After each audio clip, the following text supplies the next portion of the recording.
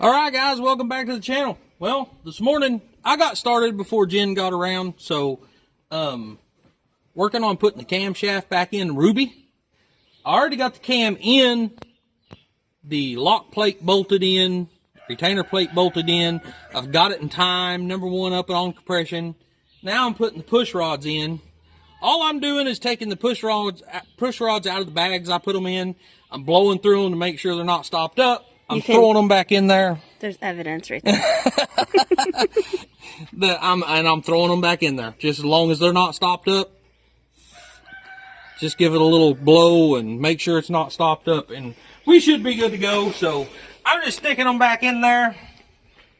Now when we done this, whenever I tore this apart, I put each one into a numbered bag. Starting from the front to the back. 1 through 12. By the way, before I get too far, I'm Wiley. Ruby is a 1964 Chevrolet pickup that I bought out of a field. It'd been sitting for 20 plus years. I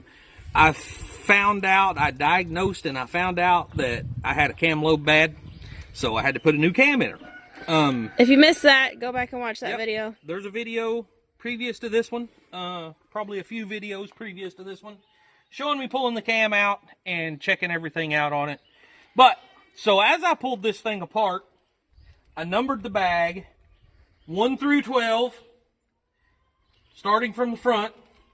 Now I'm on number 8. So like I said, I'm just pulling the push rod out, making sure it's not stopped up, throwing it back in there. I probably could spend a little bit of time cleaning them, but, you know, I don't know. It just, to me, that part ain't worth it. This is the part.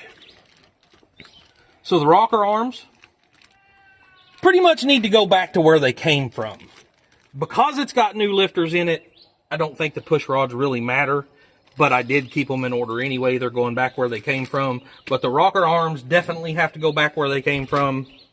And that's why I marked them, bagged them, and threw them in the floorboard of the truck. And anyway, yeah. Let's get after it. Does that not taste good, Wiley? Well, I got dirt in my mouth. Oh, the oil's fine though? Yeah.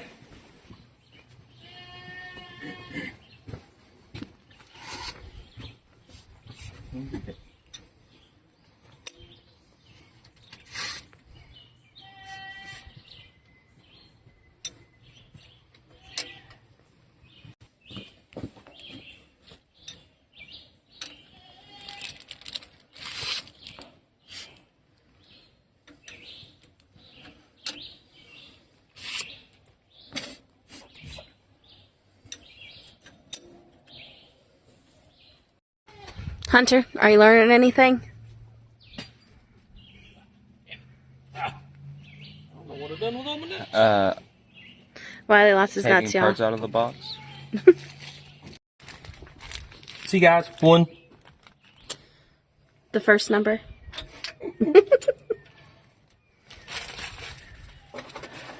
Wiley lost his nuts. Yeah. 2. Second number.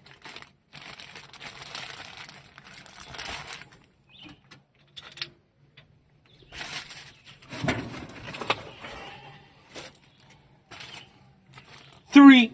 Wiley can count to 3. I feel like the vampire on Sesame Street. That's what I was thinking. Count Dracula. Yeah, that's what his name was. Yeah, what was his name? Count Dracula? Count Dracula, or yeah, whatever. Y'all drop a comment. What was his name? Sesame, Count. Yeah, Sesame Street ain't the same.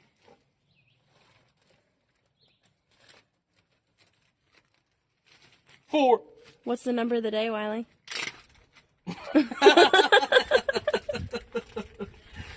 12. We need to get 12 done. Yeah. 1, 2, 3, 4, 5, 6, 7, 8, 9, 10, 11, 12. Isn't that what he did? He did the number of the day and then counted and yeah. Hunter, you can be like Elmo or whatever and do the letter of the day. Hunter's no fun. He says no. Hunter didn't grow up on Sesame Street. Sesame Street is boring. It's for babies. Sesame Street is for toddlers. I'm not a toddler anymore. You have a mind of a toddler. Darn you.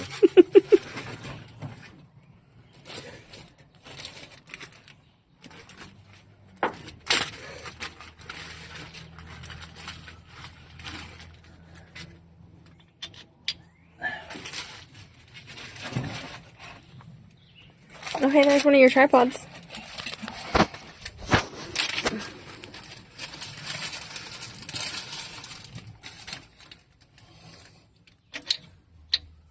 So when you're done, Wiley, explain to us who don't know how motors run, how this works. I explained that on the other video. Oh, well, I didn't watch the other video. Can you explain it again?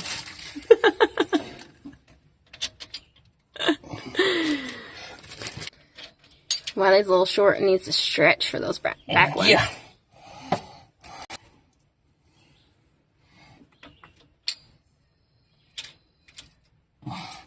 Okay. Okay, guys, so I'll explain this again since Jen wasn't paying attention the first time. Honestly, my wife didn't even watch my video, y'all. Y'all heard her admit it. She didn't even watch my video. I mean, that's kind of hurtful. At least I would have lied and said, well, I must have missed that part. One of the kids had my attention. Hey, you can appreciate that I'm honest. Hey, you gotta be really boring for even your wife to not want to watch your videos. Right. Y'all, if you don't know what that is, that's a really expensive piece of metal. Yeah. I don't think that's actually what it's called, but tell us about it, Wiley. It's funny that they say that for these engines, for some reason at the moment, these are very scarce. And yeah, expensive. Scarce always means expensive. Yeah. So that's the camshaft for a 230, 250 inline 6-cylinder Chevrolet engine from back in the mid-60s. I mean, well, I say that. Probably works for many years, but this one's going into mid-60s. So this is the old camshaft that came out. Can you see that right there? See that hump where on the bottom side it's not near as protruded, it protrudes up here. See that? So as this camshaft rotates inside the engine, it has a lifter that sits on top of it. So as it rotates, the lifter comes around and is pushed up by that lobe right there. They call it the cam lobe. So imagine rotation pushing the lifter up. Now, let's go back over here to the engine and I'll show you what it does. So as that lifter, which is right here, see that piece? It's inside the engine right there. As that lifter comes up, it pushes up on this push rod. By the way, the camshaft is, point out where the camshaft's at, Wiley, so people like me who don't know know. Inside, down under these lifters. You can imagine that setting in that hole right there, and the camshaft is setting underneath it, inside. So as I was saying, as the lifter pushes up, it causes this rocker arm to pivot at this point. And as that rocker arm pivots, as this comes up and the rocker arm pivots, it pushes the valve over here open. So if it's an intake valve, your piston inside the engine is on its way down. So the valve opens, the piston causes suction, which sucks the gas through the carburetor and the intake manifold into the engine. So as that rotation completes, these valves close, the engine comes up, compresses that gasoline, the spark plug sparks, and causes a huge explosion inside that cylinder and shoves the piston back down. That's how it makes power. Whenever that gasoline blows up, it shoves that piston back down and creates rotation inside the engine. And it's the best way I know how to explain it. So anyway, And they alternate. They alternate, right? Yeah. So a 6-cylinder engine. I can't remember the exact firing order on this one right now, but anyway, it'll go on a V8 engine. It's going to go 1, 8, 4, 3, 6, 5, 7, 2. So number 1 cylinder fires, then number 8 cylinder fires, and so on. So it's kind of like this cylinder fire, this cylinder fire, this cylinder fire, that cylinder fire, back and forth motion to keep everything rotating correctly. So yeah, they alternate. Going back to the old camshaft, as we was talking about, this lobe sticking up right here, as the camshaft turns, it should have a lobe right here. You can see that lobe is almost completely gone. That's almost totally round right there. So it wasn't opening that valve to let the exhaust out, because that's the exhaust valve. So that's what was wrong with this. It wasn't running correctly. So one's intake and one's exhaust? Yep. Okay. Yeah, you got intake and exhaust. Okay. Also, if it sounds like the video is echoing, it's because we're under this hood, and it is, in fact, echoey. And I'm loud, and it's creating an echo. Yeah. Echo, echo, echo, echo. All right. Finally found all my nuts. They was under all my old lifters.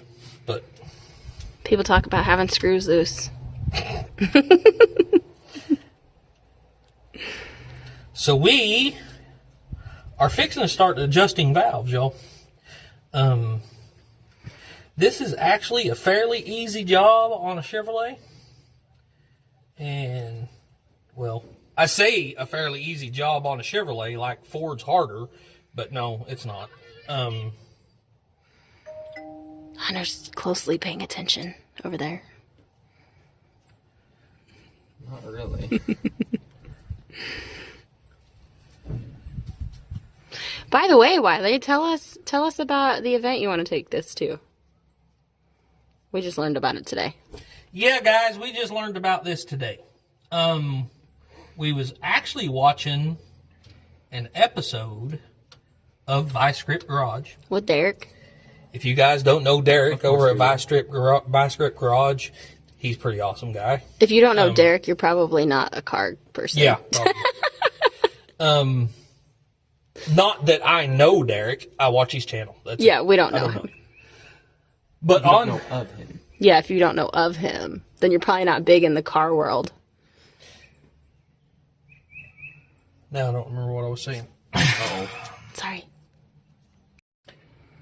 On the video on Vice Grip Garage today, he was advertising that he is going to be at Tulsa, Oklahoma For the Capital of Route 66 Cruise? right. Was that what it was called? Capital Route 66 cruise. Now is what the intentions of this cruise is. This is the 100th anniversary of Route 66. And trying to break the Guinness Book of World Records for the longest cruise. Or parade. Or parade. With classic cars, I think, is the way it was presented. 95 or older? 96 or older. 96 or older? So 96 or older. Of course, I'm taking Stitch. Stitch is definitely going. Matter of fact, that being said, guys, the tickets, the entry fee is only $15. Yeah. Already paid. Mm-hmm. Stitch is already registered. So Stitch is definitely going. We're going to cross our fingers and say a few prayers that I can get Ruby on the road before then. The event is actually May 28th, 29th, and the 30th. The cruise itself is on the 30th, starting at 8 a.m. Or 10. We don't remember. Oh. I don't know. I'm pretty sure it was 8 a.m. And we're going. We're going to be there. Yeah, if you have a classic car and you want to go, visit, there's a website called Visit Tulsa, right?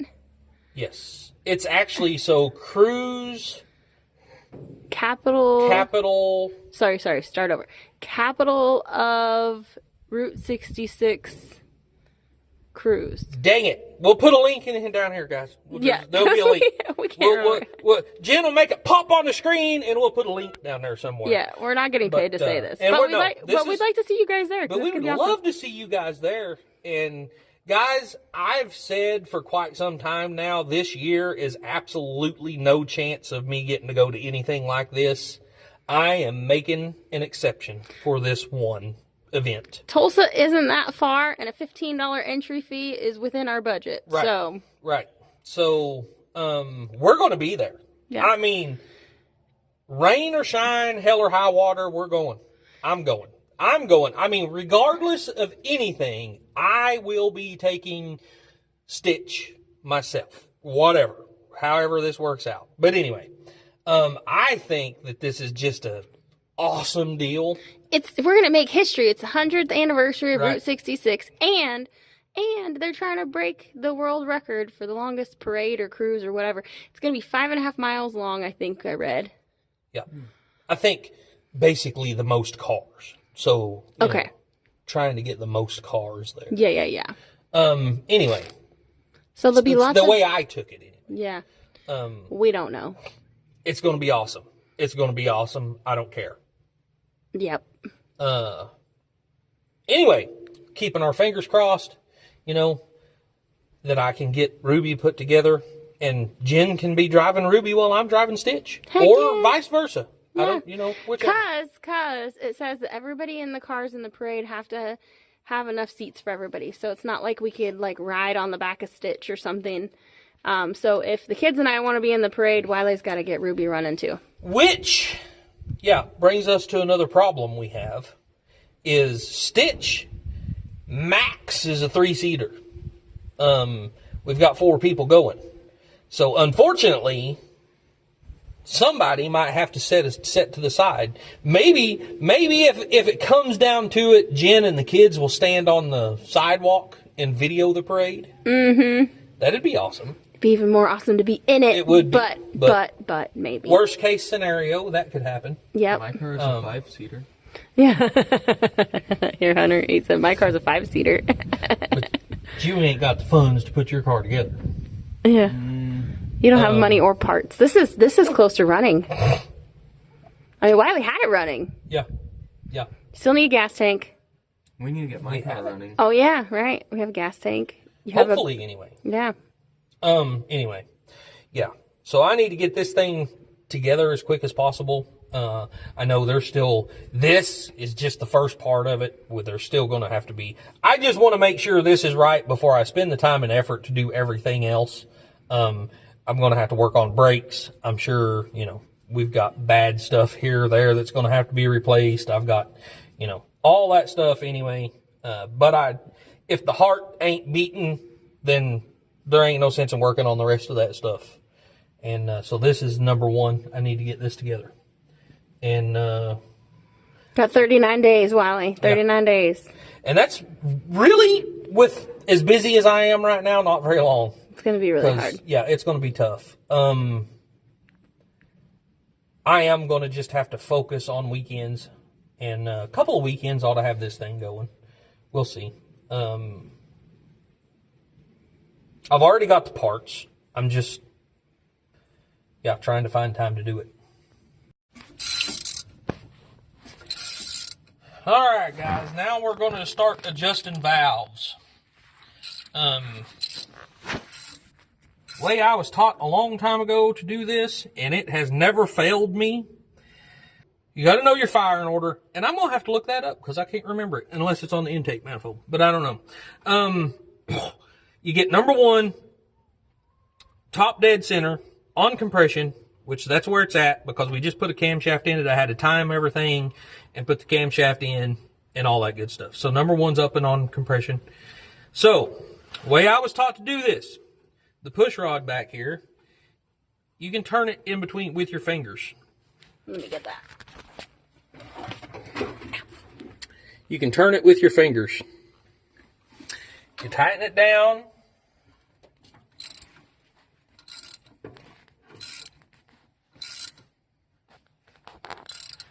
till it stops turning, and back it off about a quarter of a turn. Whoops, what happened?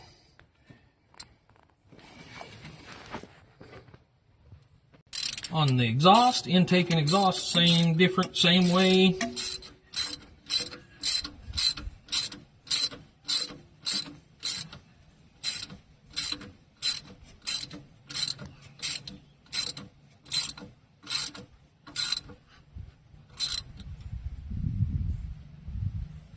We'll hit it.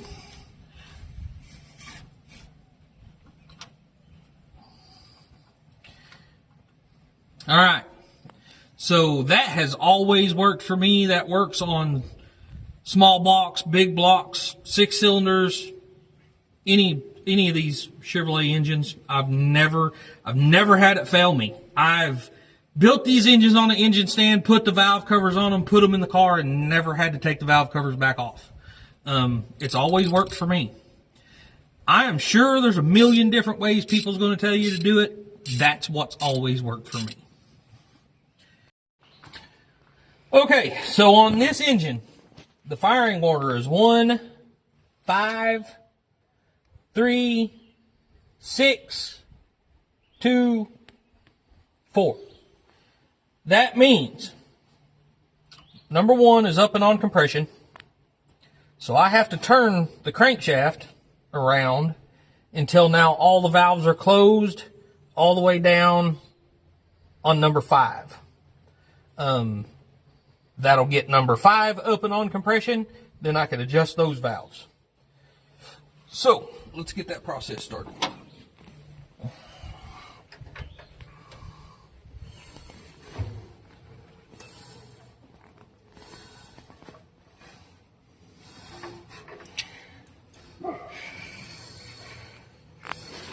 Oops. Why did that come up so quick?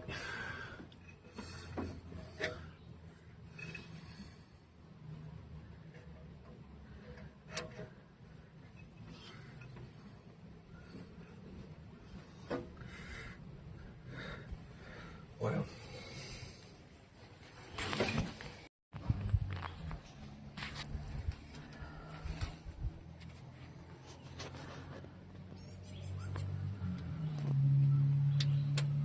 Something.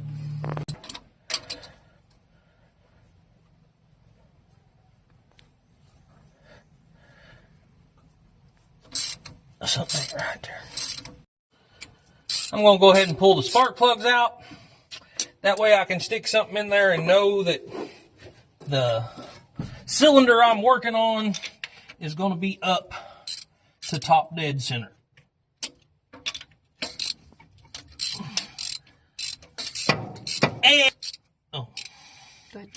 And it'll make it easier to spin the motor over by hand.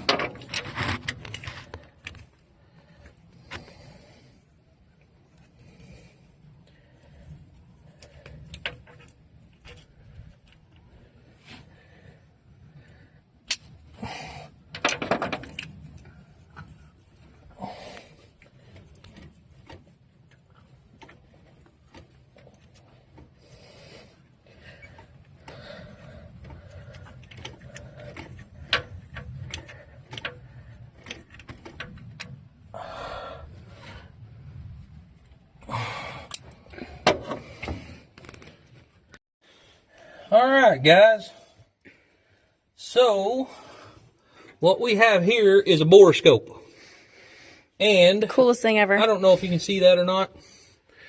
This is the picture, look. Point it down like this. You want to see up my nose? So you stick that into a hole.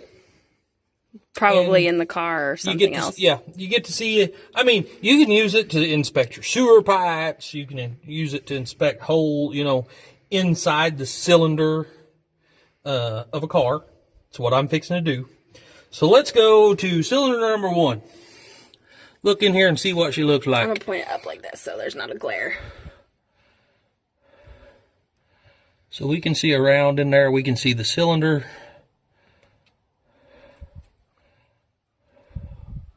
We can see, whoops. Well, dang it.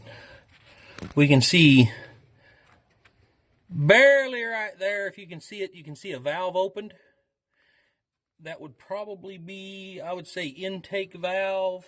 No, wait a minute. We just fired on number 1, so that's probably exhaust valve. Intake valve closed over here on the other side. So this thing sticking out right here? That, yep. or this line right here? That sticking out. That's right sticking there. out, Yep. and that's the closed thing? Yep. Okay. So let's go over here to number 5 cylinder. And I've already seen the situation. So let's go over here and show you what's going on. We just realized this, guys, after investing in the camshaft. Let's get in there. There's the piston. Top of the piston don't look bad.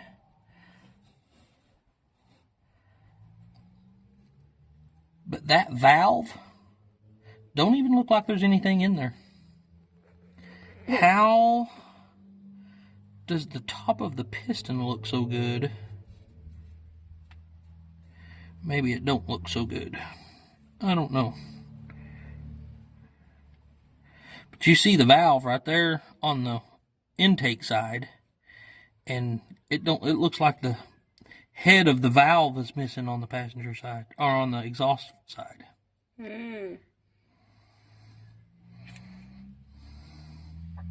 Whoops. Is it all scratched up and stuff or something? Yep. There ain't no valve on that side, which very well could mean it looks like it might be a hole in the piston right there.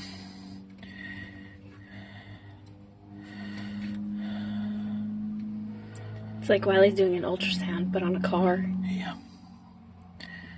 Wow, guys. Well, I mean, head's got to come off so we can see what the heck is going on. But we might as well, because I've already got a brand new camshaft. So might as well just go ahead and continue with what we was doing and, you know, check things out. Might need new valves and stuff too. Yeah. Dang it. Yeah, well, hey, as long as the block isn't cracked, right? Then it can be rebuilt. Yep. And it's not cracked. I mean, everything's good. It's just, I mean, it can be fixed. So, guys, the reason I decided to check that was once I started putting the valves on, I thought that because of the collapsed lifter, that the valve was up a little, you know, just odd. But once we started putting it back together with everything new, it's up and on compression right now. These two valves should be at the same depth. And I know it's probably hard to see. Let me see if I can take the camera and show it to you. You see how this one sits up way taller than the rest of them? That means that valve has come up too high, which means it's not got a seat on it to bottom out on. And I just realized that. So, we're going to have to pull this head off and see how bad the damage is. Hopefully, cross our fingers, I don't see that it's very possible, honestly. Hopefully it didn't damage the piston too bad that we can't run it. And all I have to do is put a valve in it. If that's the case, I've already got everything to do that with. I had to buy a complete engine gasket set whenever I tore it down this far. So I've already got the head gasket. I've already got all that stuff. We're just going to go and see what we can figure out here. Might as well replace it all, huh? Might as well. All right.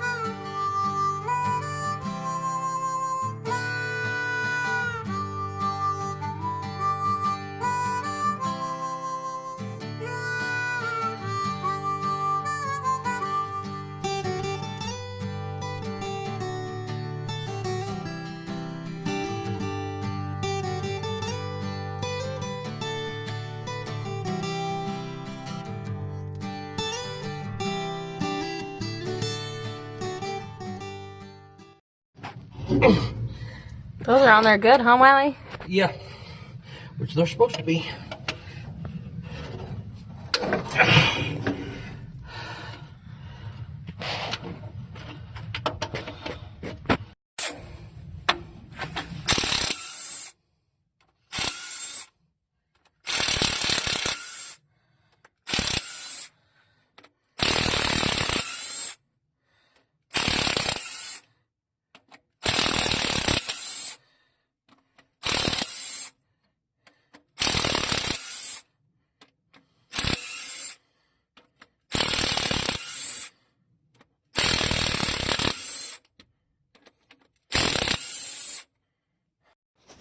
Okay, y'all, all the bolts are out.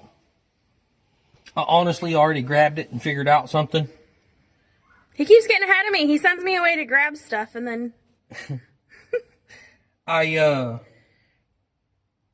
don't know if it's a good sign or a bad sign, but this is the first time I've ever took the head bolts out and the head is already loose. That's like, I don't know. That's very uncommon. But anyway,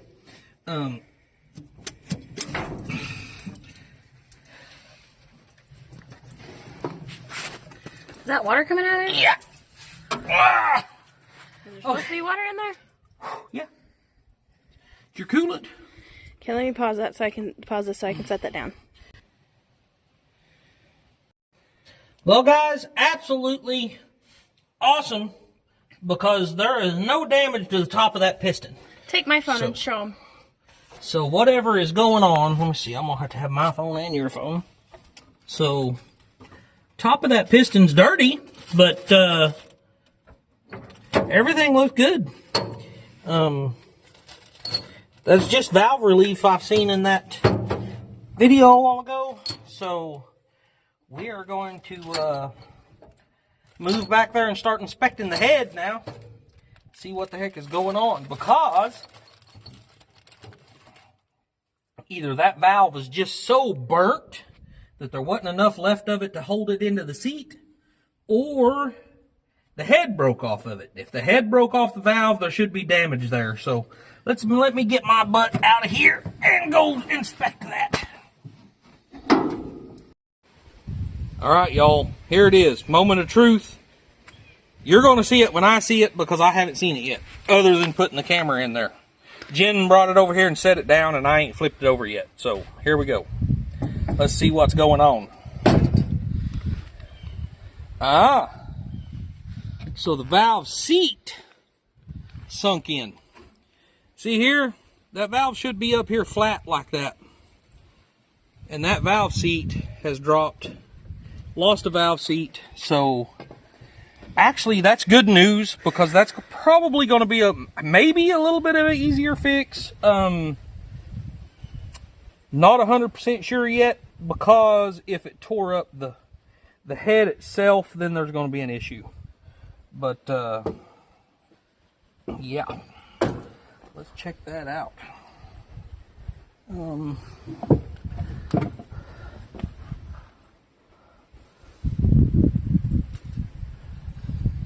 That is the first time I've ever run into that, y'all.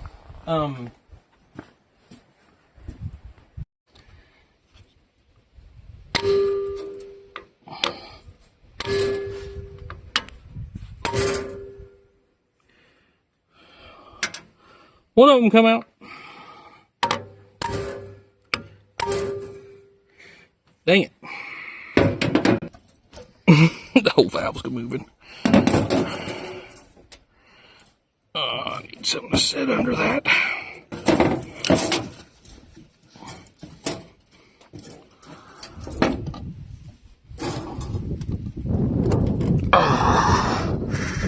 Can you get it out of there? No. No, it's stuck pretty good. Yeah, I got it in a bind. Dang it.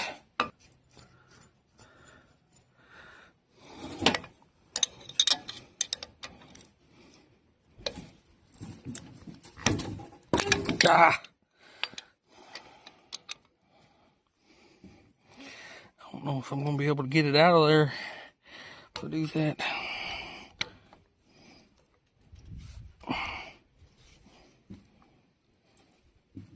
There.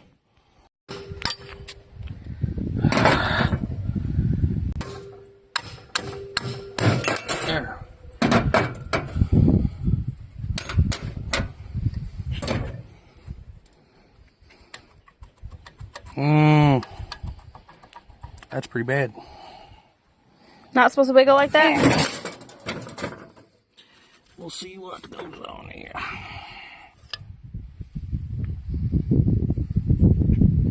Valve's not in terrible shape.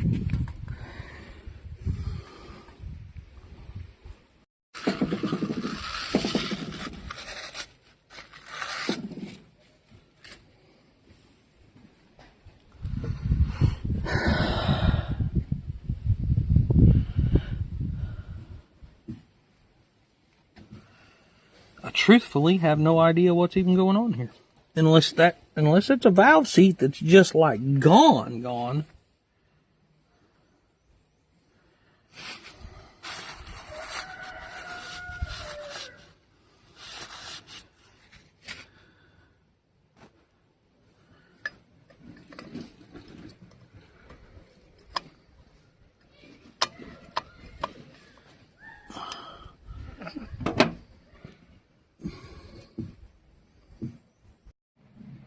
Alright guys, well it looks like the valve seat is just completely gone out of this head. I'm going to go do some Googling, some research. I don't know if it's going to be better just try to take this to a machine shop and have it rebuilt or, you know, fixed. Or just find a head. I can probably find a head somewhere used and, you know, be just as good, just as far ahead. I don't know. So I'm going to check that out and see what's up. And you may see a little bit more, you may not. If not, as always, work hard, stay humble, and love God. Don't forget to like, share, subscribe, all that jazz. We love y'all. Bye.